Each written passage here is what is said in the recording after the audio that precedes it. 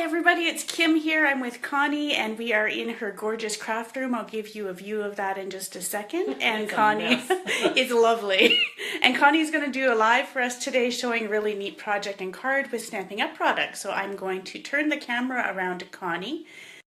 And first we're going to give there's Connie. And we have company with us here lounging in the window.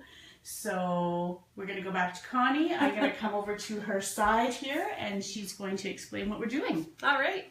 So I'm playing with Stampin' Up today, the Irresistibly Floral Designer Series paper, and I love it. I call it magic paper because when it comes in the package, it basically looks white with some very subtle patterns on it, but you can customize it to make it look however you want. So I made a couple of cards very quickly with just a few colors of ink and a little bit of that paper, and so I'm just going to show you how I color it.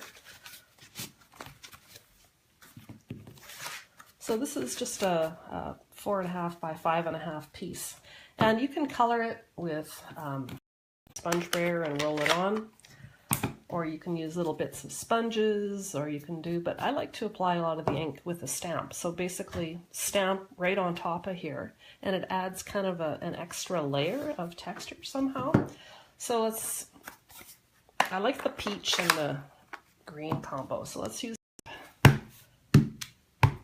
just kind of stamp in a few spots. So you can move some of the ink around while it's wet, and then you can add a little bit more on. So look at the way that pattern comes out.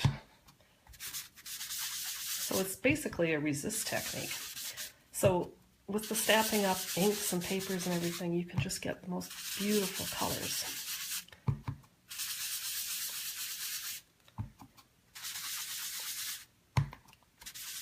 Yeah, that's enough. Let's put a little peach in. So I'm using the Falling Flowers stamp set. So I just used the leaf stamp, and now I'll use that flower, and I'll stamp on a little bit of peach. Ah, we're stuck. So I'll get another little sponge.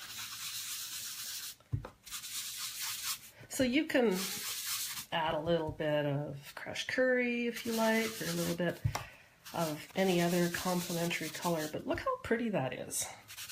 And it's gorgeous. You've got a couple of different colors, you've got all those textures. You can, if you had a Kleenex, you can buff off the color a little bit, but look how quick that is. We've just used a couple of stamps and a couple of colors of ink, and you can make it just look as pretty as you want. I'm just smiling here quickly, Connie, because Tanya wants to know if it's a coincidence that your nails match your project. Oh, it is a coincidence. So I've always wanted to try these colors. I've never put on yellow or green on my fingernails. So I was at the salon the other day. I'm like, let's try them both at the same time. So what I've done then, I've taken that piece of colored Irresistibly Floral designer paper that I've custom colored and stamped, and I've mounted it on some peach cardstock, tied a little bit of ribbon around it.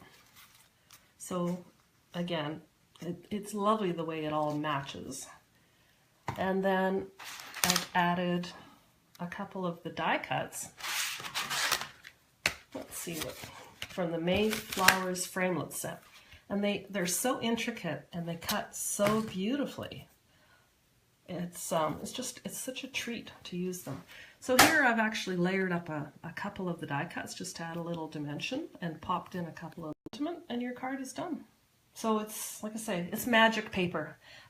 It comes in let's move those ink pads out of the way. It comes in a variety of different patterns. So you can take whichever pattern you want, you can custom color it, and make just beautiful scrapbook page backgrounds or card backgrounds. Jackie wants to know, how did you adhere the die cut?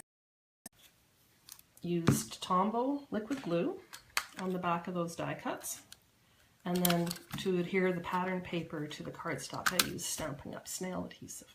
Nice. Yeah. Nice. It looks gorgeous. Thank you. And you know, I think because we're live, girls, That's what happens in live TV. I don't Thanks, like cold Connie. toes. Bye.